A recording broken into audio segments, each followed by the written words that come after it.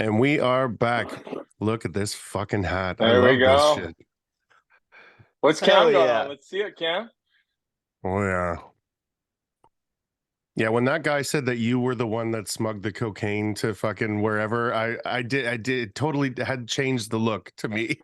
The Irish guy. Yeah, that you was did. funny. You definitely look like you can fly a plane. You know what I mean? I just He's stood like- there and yeah. smiled and waited for you guys to translate for me. Yeah, Oh, because he's the guy that took the drugs from Panama. Hey, fuck, it's just and we're like, okay. I think I decided that might not have been what he said, but it was funny that I thought it was. Speaking of Irish, we got the Guinness there for the Irish. Beautifully done. St. James Gate, got to represent. There you go. You are all black over there. I like it. I know, right? Well done. Did you put your belt on too? You can lie and say you did. I'm wearing jogging pants for this meeting. Good for you, man. Yeah. So it's funny. Cam said he called me this morning, and the first thing he didn't say happy birthday or whatever. Nick called me this morning and talked to me for like 15 minutes about the drywall Olympics. He's got a little bit of a hard on for the as build show. Or the whatever build 23. He's like, we're doing it at the same time as their show. Our show's gonna be better. So we have this big long conversation, and then he calls me back like fucking half an hour later, and he's like, "It's your birthday." It's like, That's funny. dude. It was so funny because we had a whole conversation. I don't care. I just thought the amount of people that we had conversations today, and then they were like, "Oh, and happy birthday." It's like, good. That's nice. Yeah, What'd you do for your birthday? What did you end up doing? So I had my daughter this morning until about 2:30, and then Foz was gonna come over and just give me my like the satin that I left at his house for the fresco, and he looked at the big wall and he was like, "Oh, when are you doing that?" And I wasn't even planning on doing it today, and he was like, "Well, I got nothing to do. Do you want to do that?" I was like, "Fuck yeah!" So I think we did that till like 5 o'clock, and then I ran around, did some running around, and here we are. It's been a great birthday so far. Oh yeah, awesome. How old are you? 37. I've been answering that 1,000. I'm like, I'm 1,000. Oh yeah, that's what it feels like. Yeah, 37. I'll get to 40 some point. How old are you, Aaron? Just turned 40 in December. Yeah. Let's see. Yeah. 40's nothing though, man. That's what I was going to say. Take care of yourself. I mean, you everybody always says, I mean, it depends on what you do and stuff like that. But I don't know. I feel like I keep getting better with age, man. Mm-hmm. I mean, there's things I used to be able to do in my 20s and 30s for sure that I can't do in my 40s. Like my strength definitely isn't there as strong as I was. But but you know, I don't know. I also don't hurt myself as much. I'm not as stupid as I was in my 20s and 30s. So I feel like I take care of my body way better. More stretching, less weights, all that kind of stuff, right? Yeah. Yeah, I'm excited. I think a certain type of man ages well, and then the rest of them do not. I think it's got to be a testosterone thing where, like, when you hit a certain age, it just must plummet off for some people. You know what I mean? And then guys that are like grew up in the country or like are still using their bodies all day, you kind of like mature, like become the silver fox, you know? Some of those like old military it depends on dudes. it depends on if you take care of yourself too, right? I mean, there's obviously things that can happen to you that are out of your control, but I mean, for sure. I don't know if I don't know. It's different for everybody. If you take care of yourself, if you do something for yourself every day, then you can keep your body in good shape till you're. I mean, my dad's 73 and he's moving around like crazy all the time, right? Like he takes care of himself all the time, though, right? Yeah. Mm-hmm. Started implementing that. Yeah. Oh, sorry, Cam, go ahead. No, I was just gonna say I'm a firm believer in working out and taking care of your body. You know, it'll pay off in the long run. Oh, for sure, man. If that's part of your everyday routine, and the other part of that is hustling at work, you'll do it forever, right? I would assume. Yeah, and you could say you don't have time, but you always can have time. You just make time. You can make time to happen. Yeah. Right? Like, yeah. That was Arnold's big thing. Yeah. You make the time. Yeah, like I wake up early and do it in the morning, and then it's out of the way. You do whatever exercise you got to do, and then if you can, eat healthy during the day, and I mean, beat the shit out of yourself every once in a while. Just keep yourself in line, and For sure. Yeah, when I start taping again here, it's going to be straight to the gym first, whatever the day is, and then that's just going to be the step one of the day, and then go tape, and that'll turn into a wick. I will bounce out of bed in like 3 weeks. You know what I mean, and be looking for it. Yeah, and that's exciting, because then when you're done work, you're just done work, and you fucking do whatever you want. Probably go home and sleep. I can't. The older I get, the less I can work. I cannot work out after work now. I'm just done. Yeah. My mind's strained. I got to do it first thing in the morning for sure. Mm-hmm. Yeah. When I was Cam's age, I'd go after work and stay for 3 or 4 hours, and it was a social thing. But once you have kids and a wife and stuff like that, you're done. You're done. Mm-hmm. Yeah, I still go after work. Good for you, man. Yeah. Are you doing any sort of like cardio and stuff in the morning, or you're just running around all day? And no, I just told Aaron that I used to do like a 5-day-a-week workout schedule, but I just bumped it back to 3 days a week, and it's more feasible for me. I just work out for like 45 minutes to an hour, 3 days a week whenever I can work it in, and I'm able to hit all my muscle groups and still get a good workout in. At this point, I'm really not trying to grow anymore. At this point, I'm just like trying to maintain, stay healthy. Yeah. And if you're stocking jobs like that, you won't even need to work out, man. Right. No, dude, that's the weeks that I hang drywall. I don't even need to work out. No. Yeah, and because you're not working out, you can kind of fucking throw yourself into it a little bit harder, because you're like, let's do it, right? I've got an extra hour today. Absolutely. Yeah, that's wicked, man. You play any sports, Cam? Yeah, I played baseball, basketball, and football. Nice. Yeah, you still play any or no? Any men's league or anything like that? No, I don't play anymore. No, I've got some buddies that want me to get into playing softball, and I'm like, no. It's the last thing I need to do is go out there and roll an ankle or tear a rotator cuff. Yeah. A lot of guys pull their hammies running to first base. I know, dude. Trust me, I would love to get out there and play men's league softball, but same. It's just not worth it to me. Like, work's more important. Yeah, I play hockey. I still play hockey. I like it, but it's pretty hard to get injured doing that. But yeah, I haven't yet. Knock on wood. But yeah. You're telling me nobody's ever checked your big ass? No. That's the first thing I'd be doing if I was playing hockey with you. And if they do, then they don't like the result afterwards. Yeah. I'm really nice on the ice. Like, I'm very, like, if I hit somebody too hard, you've got really nice teeth for a hockey player. Yeah. And then I apologize if I hit somebody too hard, but if somebody comes after me, they're getting the wrath brought down on them. They will not do it again. No. What did Bane say? He was like, it would be painful for you. Yeah, exactly. Yeah. Wake up the beast. Yeah. That's amazing. Yeah. What an exciting night. My house is trashed. I didn't do any cleaning at all today. I even brought all my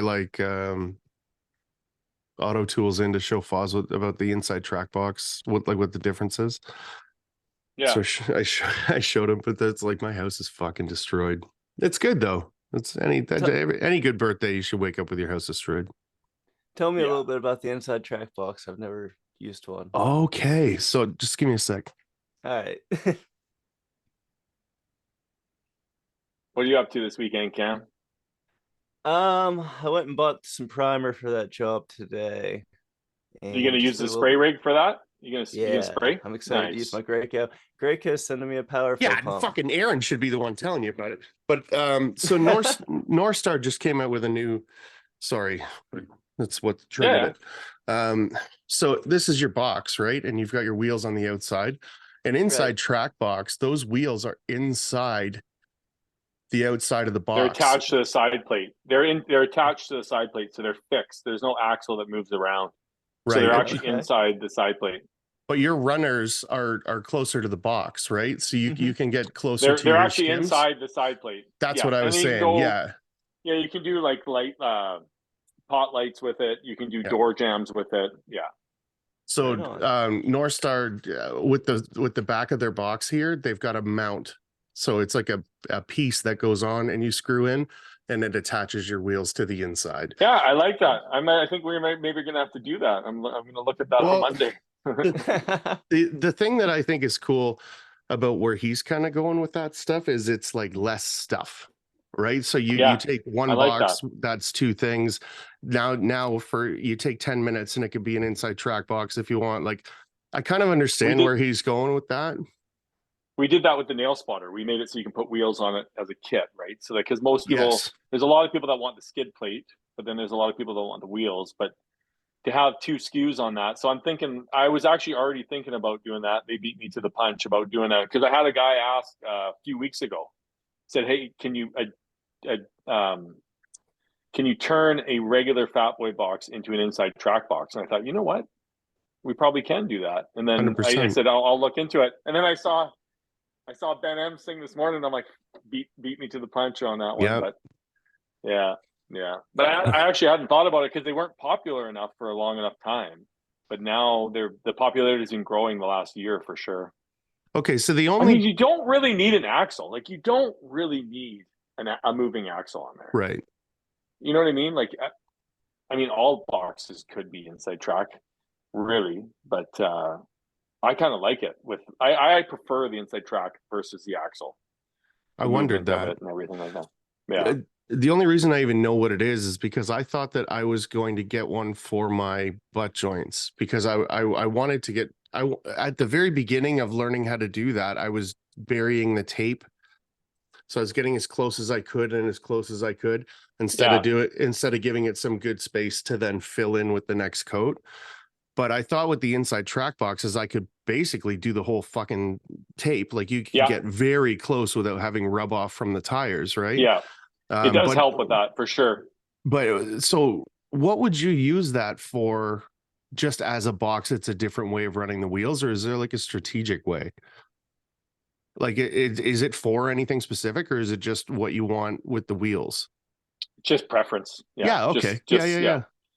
You don't want that outside axle sitting on the outside. I mean, a lot of people like now with the bead wheels on them, they'll use the axle for doing Yeah. Corner bead. obviously corner bead, right? Which would be harder to do with the inside track. I mean, I guess you could put a bumper on the skid.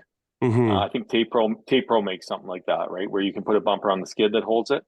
But I mean, everybody does everything so many different ways, so you have to make all these options, right? So Yeah, I box my bead and I don't even run the axle. I don't even use my bead wheels. you don't really have to. You can just break it. No, I Like just a keep lot the of brake, times, and if yeah, you keep the box just that quarter-inch away from, or the axle just a quarter-inch away from the bead, you're totally, golden. Yeah. yeah, Where you're keeping the brake engaged, and then you're not quite like this. You're just kind of like this, and you're wiping. Right. floating it. Okay. Yep, keeping that, because a lot of times my axle would catch on my bead and rip the paper, Okay. and then that would cause my box to catch and cause issues, you know. Yeah, it's almost like you could do that with the inside wheels as well. You could That's even kind of what I run was them thinking. down Yeah. and then run it up. It would just be you'd have to brake and then pull it off the wall before you hit the wet mud on the upturn, right? Mm-hmm. Yeah. Yeah. That's going to be the next thing for me is wrapping my head around boxing beads. Because if we're going to be doing Once big you figure it houses, out. I just have to try. I've just never tried. Yeah. You know, my beads always kind of been my baby, right? Like I do that really well. I take my Mhm. time, and then when I go to wipe it, it's fucking mint. Like there's never any issues. So I think if I am installing it the same way, running the box on it should just be easy peasy. Oh, it is. I was really hesitant to switch over to it too, because Mhm. it's you've got to learn it. You know, it's another learning thing. You're not instantly faster by boxing bead because you still got to touch up a little bit behind it when you first start doing it. Right. Once you really get into it, dude, you will never go back. I mean, it just comes out so clean, so full every time. And again, it's mud consistency because you've got to figure out the pressure when you're applying it. It's a learning process. It is. It's not something that you're just going to start out doing and love it.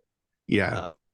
I mean, I got frustrated when I was learning it, put the box down, and just slowly picked it up over time. That, There's not really anything that you pick up and love doing at first, though, right? I mean, No. The throttle box is pretty fucking close. Actually, when I Yeah. first used the throttle box, I was like, because I went back and I went and tested it with the Rocksteady boys Yeah. down in Chilliwack there, and I go, this is one of the coolest things I've like the most improved things I've ever run, because the running the corner box has always been kind of iffy. Like when you first run it, you run that throttle box, holy shit, You're just painting. Like there is this like beautiful pressure, like that perfect pressure, and then you're just you can't painting. really fuck it up. It's actually so perfect. That's a good call. Actually, you nailed that one. That's true. Yeah. You could definitely go ahead. I lost the gasket to my throttle box, and I had to borrow an angle box from somebody else. Yeah. And I didn't realize how nice the throttle box was until I boxed an entire house out with an old Columbia box and then went back to using my throttle box. Wow, is it a big difference? Like what would you say the difference? Like I'd say you're putting on 30-40% of the pressure, probably. Yeah, absolutely. Yeah. So you're leaning into just this putting thing on the wall, like barely though. Yeah, you're just guiding it when you've got the throttle box. Like when you've got a regular angle box, you are really pushing. That was the number one. That was the number one tech support call we would get, aside from double cutting, like on the taper. First time users on the taper, the number one call I would get was, "I'm having a terrible time with this corner box because I just don't know how to do it." And then I would tell people to put soap in their mud. I'd say, "Don't quote me on this." Well, it would help, right? But it was one of those biggest learning curves. And then as soon as we put those springs on there, TK was the one that suggested it down when we were in Maryland there, and it knocked it out of the park. I mean, I wouldn't say we sell too many more corner boxes out of it, but the ones we do, I've never gotten a call about how to use a throttle box. Never once. Yeah, I just don't know how you fuck it up. Like it pumps in so easy. It just never fights you. That however you dialed that in with the springs, it went like right to perfect. I've never had an issue with it. And then that was the hardest part, is figuring out the right amount of pressure so that the mud doesn't come out when you pump it up, right? Yeah. Well, and even if I'm leaning into it, it's not like it's spraying out the other side of it either. Like it's such a great tool. Like I don't know. It's very, very easy to use.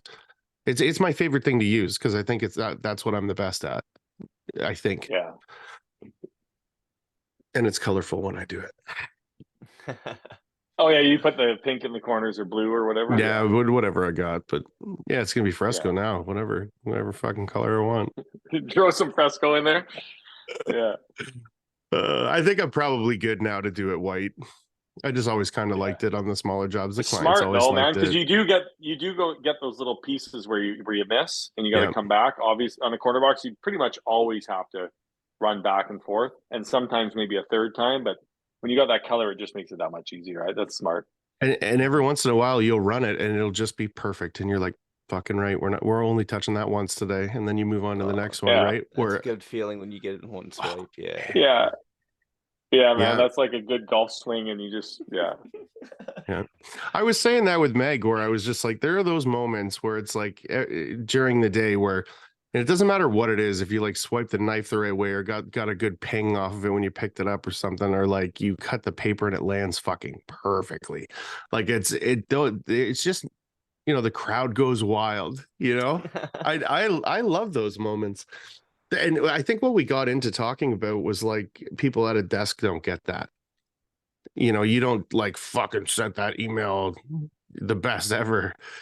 So I think that like that feeling of knocking it out of the park, it has to be a physical thing. And I think construction does that for us. Yeah. See, I don't work obviously in the field every day, but I'm very much a hands-on person. Like at I can't sit behind a desk. I'm walking around all the time, and because I need that feeling like that. And you have wins. You got to have wins throughout the day, right? And like you said, sending an email doesn't give you that win, or like I guess sometimes talking on the phone with someone new and closing a deal, and 100% phone calls do it. Like when I was in sales, that's where I chased for that. Not phone calls, but like those conversations of like, You knocked it out of the park. Yeah, it's the same thing. Yeah. It's the same thing. Mhm. Yeah, but like doing paperwork doesn't do it. That's for damn sure. No.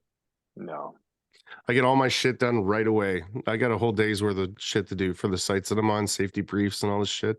I get it all done in like the first half an hour on site and just push it away from me. Yeah.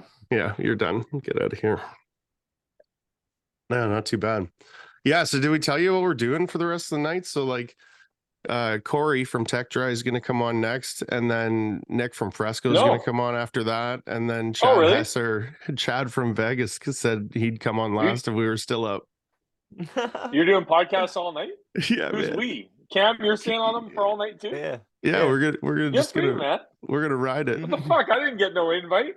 You stick around, man. I just didn't want to pressure you into doing it. Oh, I'm trying. You I'm were gonna. the first invite, actually. Yeah, actually, that's what kicked it all off. Yeah. He was like, "You should message Aaron," and I was like, "He's not gonna want to do that." And I was like, "You know what? I am gonna send him the message though."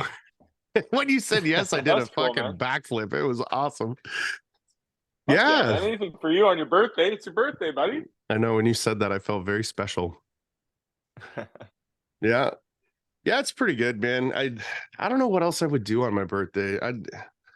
I'm so past waking up with a headache, you know? Like now if you're in Vegas or like, you know, there are times and places, but like because I've gone around the sun one more time, it doesn't make the cut for me. Yeah, I get that. St. Patty's Day though. Usually spontaneous. Oh yeah. Yeah, right. I like to for instance, that Sunday before we went to Vegas, my best friend and I go like maybe once a month out for a meal, and then we kind of alternate who pays. And we've done it for years.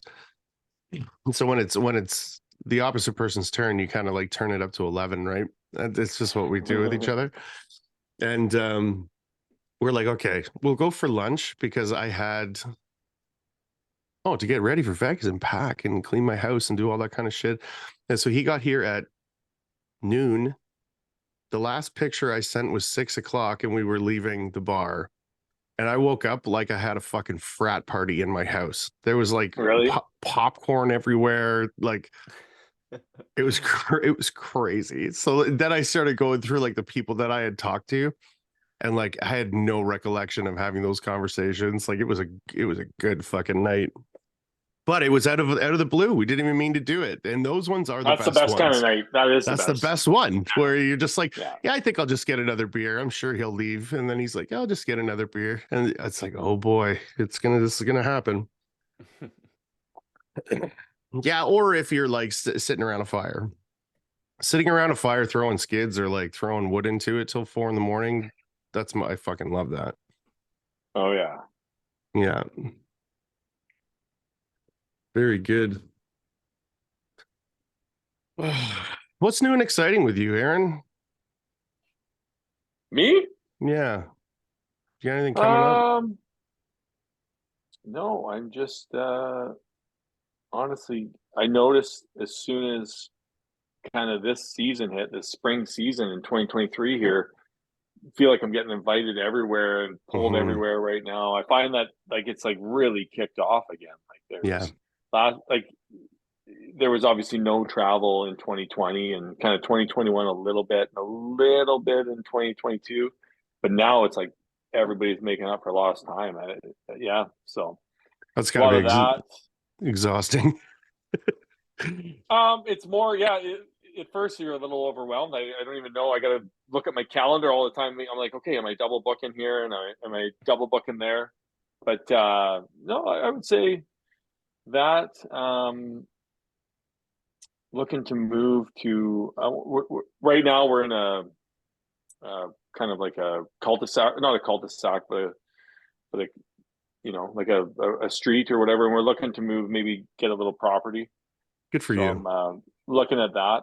I like to work all the time, so I've done everything I can to this house, and now I'm looking for another project. So like I kind of flip out. I move every 5 to 7 years. I kind of update a house, move on. I like the kind of 80s, late 70s, 80s houses, and I like the way they're built, right? And then I'll update them and move on to a new one, and so looking at that, yeah. I think that was a good time for building houses, right? Yeah. The 70s and 80s, people were still doing shit proper back then. Like if you look at muscle cars were still kind of coming out, like at least in the 70s. Like there was this like period of time where everything just went to shit, where it was like, how cheap can Yeah. we make these things? And You don't find too many surprises when you open up the walls or anything like that. Everything's built pretty strong, pretty sturdy, mhm. right? So yeah, so I'm looking at doing that probably this year, I think, but we'll see. I don't know. Everything's kind of crazy right now. The market slowed down a little bit, so I've been kind of waiting for that. I'm waiting for it, see if it slows down a little bit more and make that move, right? But we'll see. Yeah. That's dope, man. That's That something I is, would like to get into, is flipping houses, getting into remodeling them, especially with fresco Harmon, dude. You could go in and fix up some walls for nothing with yeah. fresco. Yeah. As far as like your costs and materials, and it would turn a house right around. While we're doing Totally. all this stuff behind me and like the backsplash and stuff, like we're just kind of trying to push it, like push it. What until it starts to look stupid, I think is the way I'm trying to do it. And Foz and I look at each other and we're like, man, flat walls, just like doing fresco to cover the walls, you'd make a killing doing that. Just Yeah. like putting it on the wall, making it nice, and then sealing it, and then you're out of there.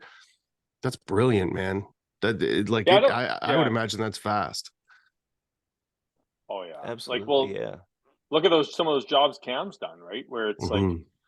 the place That's looked I like could probably stay the busy places with looked just like I could stay busy with just the fresco, but like the new construction, you've got it's time sensitive.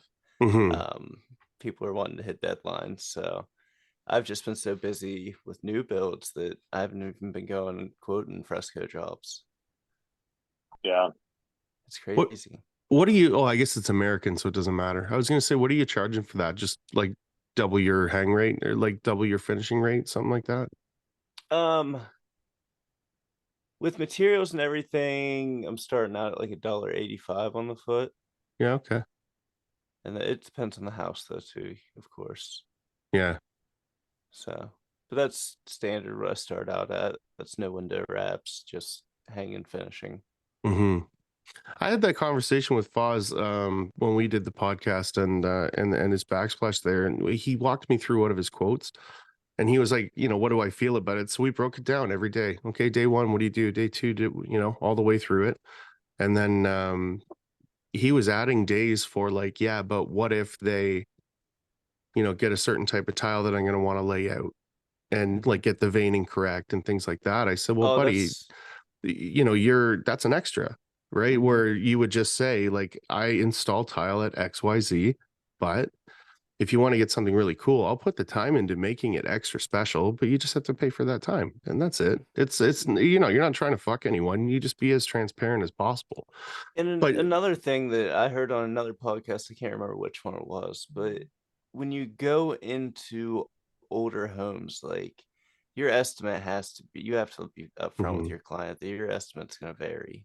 yeah. Older For homes are sure. so much harder to judge. Like you might get behind that wall and run into something you didn't expect. Oh And, yeah. There's always a so little mouse, a couple mice in there for sure. And some, oh yeah, yeah. so you go into the job saying, "Here's my estimate," but there's a 75% chance that I'm going to hit that. There's Yeah. 25% chance it's going to be more. Yeah, you It's gotta let them just know that for sure. But there's so that, many variables that you can't. New construction is really easy yes. to bid. Really, it's pretty clear cut. Everybody knows what's going on at that point. But no, the remodel work is it's difficult.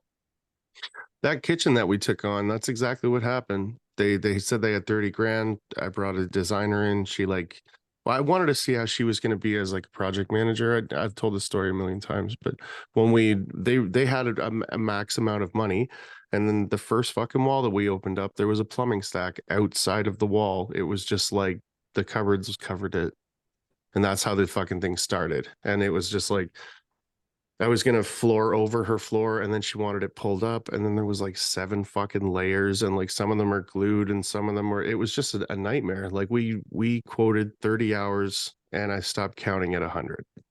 It was a fucking disaster. But yeah, that's you're never going to come into that in residential new build. Right? No. Like there's just no way. If something's that bad, you call the whoever and they'll come in and check it out or have them back, or you can fix it for an extra or whatever, right? Yeah, those are older homes. That's rough, but that's what you want to start taking on with Fresco, right? Yeah, right, correct.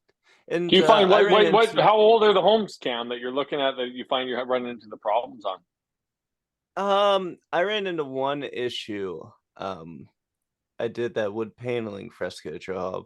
Yeah. And how old was that house? That house looked pretty old.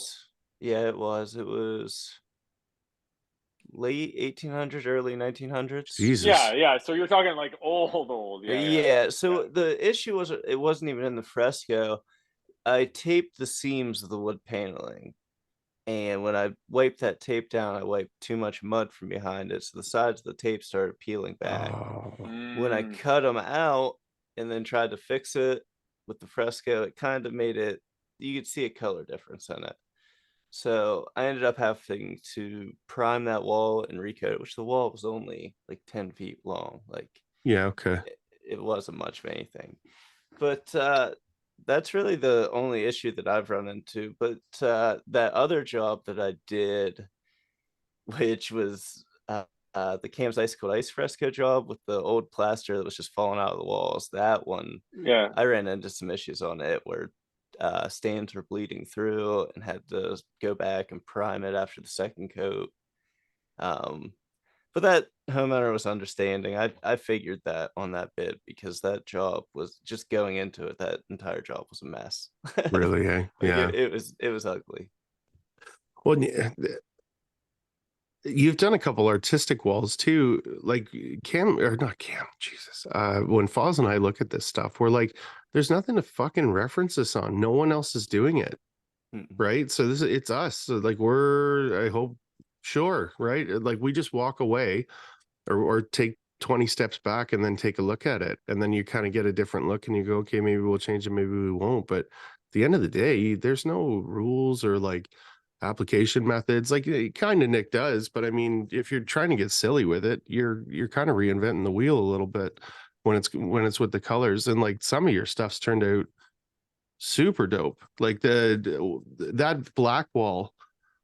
What did you mix in with that? The original one, the first one you did there with the tech dry knife and everything, that one was cool. Yeah, with the first one, the blue in that went viral on TikTok. That one was just the Galterio steel that you've got, just 2 coats of it with the gloss sealer. Okay, and then you had another wall after that was just gray with black swirls. Yes. Okay, that was the wall that I did my mom's house. Right. That is sterling slate. I did sterling slate on the base coat. And then on the second coat, I mixed in Modern Masters metallic, like black metallic paint. Okay. Just mixed it in with the sterling slate and then applied it. So I only did 2 coats on that wall. It's just the second one had the black swirled in with the gray. Okay. But yeah, that Modern Masters metallic paint, like I got it on Amazon. That's what I was telling you and Josh on the one episode. I ordered a bunch of it with that collated screw gun and the paint exploded in the package. So yeah, as long as it doesn't explode on the way to your place, it's a great product. That's dope. Sounds about right. You've been using the collated guns, obviously. You're liking them? Dude, I've still got that stubborn drywaller in me. Like I put it together. I've got 3 screw guns. I had 3 guys working for me. And I started running it and I couldn't. It was setting them too deep and I got frustrated. I set it aside. And I haven't touched it in a couple weeks. And yesterday I sent Wesley and Nate out to hang. And I called Wesley at the end of the day. He said, "Man, this collated screw gun's badass. We've been using it all day." And I was like, hell yes. I'm glad somebody took the time to, because I knew it would be badass. Yeah, you just got to really dial it in. Yeah. Right. Yeah. And I didn't have the patience for it that day. That's like it's like the angle heads too. You're like, I don't have the patience for that. I buy new shit.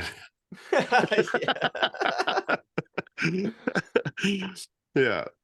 I got some fucking Aaron's young not gonna be generation, eh? excited to see this, but I got some Can-Am flushers that I'm excited Oh to yeah. try. Oh yeah. I've never done much flusher work. But the mud, I don't understand that whole process. The mud comes through the face of the flusher and then gets flushed. Is that what's happening there? Like, I don't. On the direct flusher. I think so. I don't know the difference between them. Yeah. Okay. You've never used flushers before? I've used your flushers before, just the 3 and the 3.5 that came in the set. That's all. Yeah, and you then got I your went right to standard. angle heads. So then you put the applicator on for those ones, like the standard flushers, right? You applicate the mud first, and then you wipe it out. But on the direct flushers, you'd run it straight on the tube, just like an angle head, right? And the mud, it's a little harder to learn, but it does cut down the application time. Could you throw it on I'm just blown away that Can-Am doesn't even offer an angle head. Like, they're just strictly flushers. They just do semi-automatic tools. You're getting into a totally different animal there. Now you're seeing right, like the CNC machine is the difference there between going from mechanical to a regular flusher, right? Yeah, that's a big expense. I mean, you can make them without. I mean, a lot of companies injection mold their castings for the for the angle head, right? But I mean, we have the CNC machine, so we make them out of billet, right? But you can make them different ways for sure. Yeah, they're definitely a hard thing to mass produce, but if you have the capabilities to do it, you can do it, right? I said on the podcast with Foz where I'm kind of starting to see where Can-Am kind of fits in. I don't mean to say it like that, but they, like, when you walk into a Columbia, dude, I don't. You know what? Competition is good, man. It pushes everybody. I think it is. You've got to have it. Yeah. So, but when you walk into CSR and you look at Columbia's box, you're a professional looking at the tools that you use every day. It's not like that would be not threatening. What is the word for it? It's not overwhelming either. Intimidating, right? Where to a guy that's just coming in, all he's ever known is a 4-inch knife kind of thing. It's a little bit intimidating, I would think. And so maybe that's where they're focusing is these guys that just want to come in and start with semi-auto. They don't have to get any further into anything, and it's like an easier company to get the whole gambit. You know what I mean? Yeah. I don't know. Columbia makes a full line of semi-automatic tools. I know. There's no need to buy a Can-Am, but I know. I love it. There's a place for it for sure. I love it.